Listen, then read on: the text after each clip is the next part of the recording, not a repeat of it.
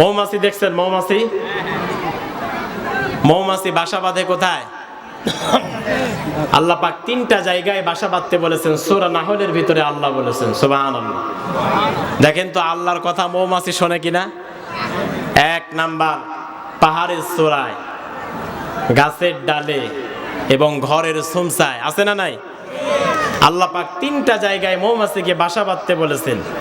এই মৌমাছি যে মধুগুলা সংগ্রহ করে বিভিন্ন ফুল থেকে, ফলাদি থেকে মৌমাছিগুলা বাসায় যখন রাখবে, এই বাসায় রাখার আগে তিনজনের কাছে পরীক্ষা দিতে হয়। জোরে বলেন কয়জনের কাছে?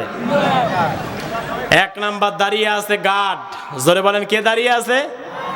দুই নাম্বার পিউপা, মৌমাছির নাম। তিন নাম্বার হচ্ছে রানী, যেটা সমস্ত চাকের মৌমাছি থাকে, একজন রানী থাকে না, একজন রাজা থাকে।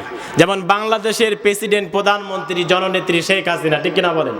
এই দেশকে পরিচালনা করার জন্য একজন তিনি প্রেসিডেন্ট, একজন প্রধানমন্ত্রী।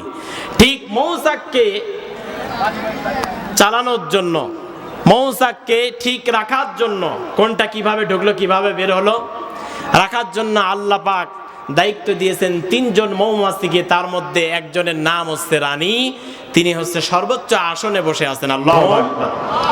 মায়ের এক ধার দুধের দাম কাটিয়া গায়ের চাম, মায়ের এক ধার দুধের